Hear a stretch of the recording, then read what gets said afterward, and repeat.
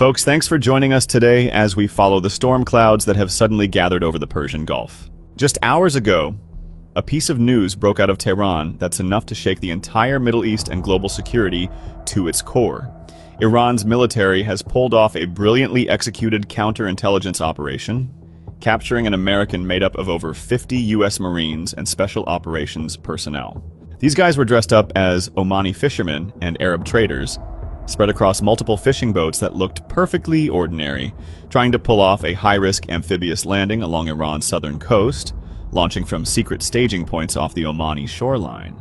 But here's the thing. Their disguises and their entire approach route were under the watchful eye of Iranian military intelligence from the very start. This wasn't just some tactical victory. It was a complete humiliation of America's military arrogance in the Persian Gulf and its so-called freedom of navigation theater.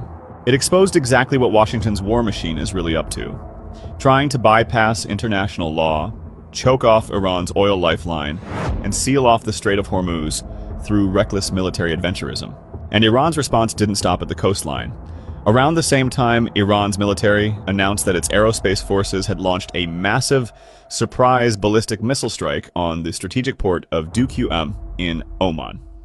According to Iranian state media, the strike directly hit the logistical support centers and refueling platforms that the U.S. Navy uses for its carrier strike groups at Duqm.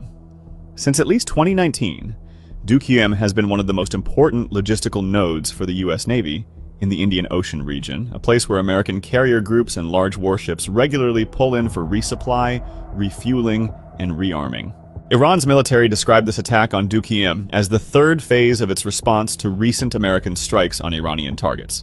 What this means is not just that America's carefully built logistical chain in Oman has been cut off at the knees, but that the more than 20 U.S. warships currently lurking in the waters near Oman, ships that pose a direct threat to Iran's security, are now sitting ducks, well within range of Iran's shore-based missile batteries, with their supply lines completely severed.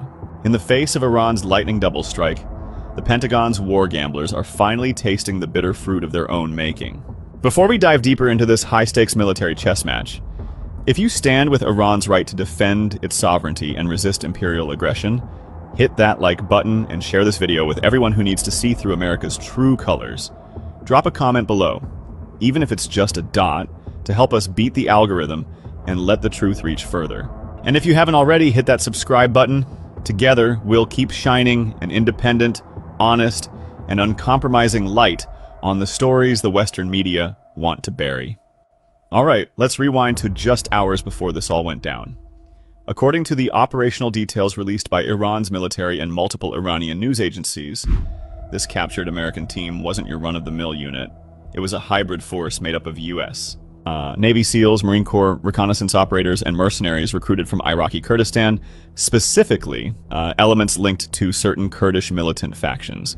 Their launch point was a hidden fishing harbor along the Omani coast, just a half-day's sail from Iran's southern port of Chabahar and the strategic entrance to the Persian Gulf, the Strait of Hormuz. Chabahar is one of Iran's most important deepwater ports on the Gulf of Oman, a critical energy export lifeline that allows Iran to bypass any potential blockade of the Strait of Hormuz and reach the open Indian Ocean. The Americans chose this area for their infiltration because they figured they could use the cover of civilian fishing vessels, blend into the busy maritime traffic, and slip right under Iran's nose. These commandos were dressed in Arab robes and fishermen's clothes, hiding advanced night vision gear, communication equipment, and light weapons inside fish crates and fuel drums. Their plan was to make landfall under the cover of darkness on some desolate stretch of coast in Iran's Hormozgan or Sistan-Baluchistan provinces, looking like just another bunch of local fishermen.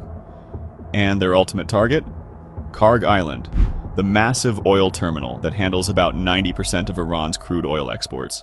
This isn't speculation, by the way. For weeks and even months leading up to this, former President Trump and his military advisors had been openly talking about seizing Karg Island as the ultimate leverage to force Iran to bend on its nuclear program and the Strait of Hormuz. Trump himself even boasted that America could take Karg Island anytime. In the minds of Washington's war planners, if they could pull off a quick special force raid to grab Karg Island, they could cut off Iran's oil revenues at the source and plant a strategic dagger right in the heart of the Persian Gulf. But here's what those armchair strategists seem to have forgotten, and it's a pretty basic point of geography and military. Karg Island sits way up in the northern Persian Gulf, while the Strait of Hormuz is down south. Any naval force trying to seize Karg Island would first have to punch through Iran's heavily fortified defenses at the Strait of Hormuz. That means this failed landing operation was actually a desperate attempt to paper over that fatal flaw in America's strategy. They were trying to establish a beachhead or forward position on Iran's southern coast, something that could provide ground guidance and fire support for a larger carrier battle group trying to force its way through the strait. So how did Iran's military see this whole thing coming and shut it down so decisively? This is where Iranian intelligence and coastal defense really shined. According to sources, days before the operation, Iranian military intelligence had already picked up on unusual activity along the Omani coast, suspicious fishing boats congregating in areas well outside normal fishing grounds, and a spike in encrypted communications and logistics movements at the U.S. base in Duqm.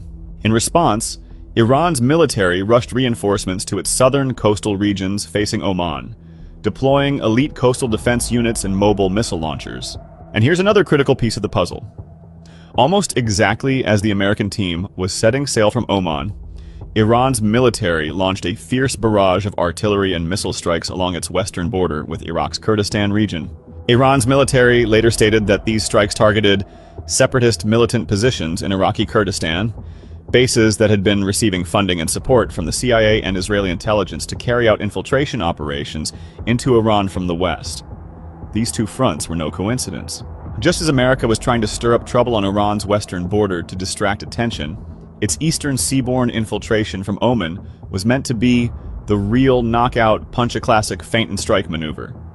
But Iran's military not only saw through the ruse, it turned the tables completely, delivering crushing, decisive blows on both fronts simultaneously. Now let's zoom out and look at the bigger strategic picture in the Strait of Hormuz and the Persian Gulf. Iran's ballistic missile strike on Oman's Duqm port is actually even more significant strategically than the capture of those 50 American commandos.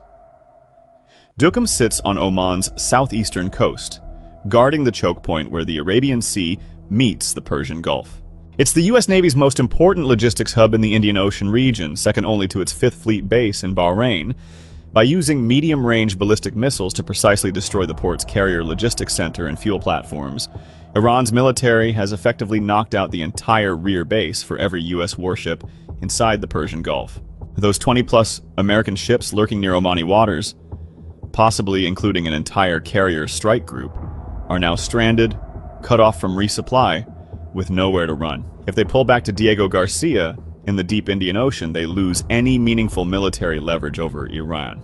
If they stay within missile range, they're nothing but sitting targets for Iran's shore-based anti-ship ballistic missiles and drone swarms. Iran's military made it crystal clear in its statement: if America continues its treacherous aggression, the next response will be even more severe. Iran's parliamentary leaders also made it plain that the era of unilateral deals is over, and that the management of the Strait of Hormuz belongs to Iran. At this historic turning point, the myth of American military supremacy is evaporating under the Persian Gulf sun. They thought their advanced hardware, elite training, and arrogant freedom of navigation rhetoric gave them the right to trample over Iran's sovereignty and national dignity. But Iran's military and its people have proven to the entire world with iron will, sharp intelligence, and unyielding resistance a fundamental truth. Any attempt to enslave a great nation with millennia of civilization behind it through military adventurism and logic is doomed to end in utter failure and disgrace. Those captured American commandos and the smoldering wreckage of their logistics hub at Duqm have become living symbols of America's failed Middle East strategy. Washington has placed its bets on war in the Persian Gulf, but it's staring down an Iran that has already seen every card in its hand and is ready to strike back with devastating force. This game is far from over, but the scales are already tipping. We'll keep tracking these developments and bring you in-depth, independent analysis as they unfold. Thanks for watching, and we'll see you next time.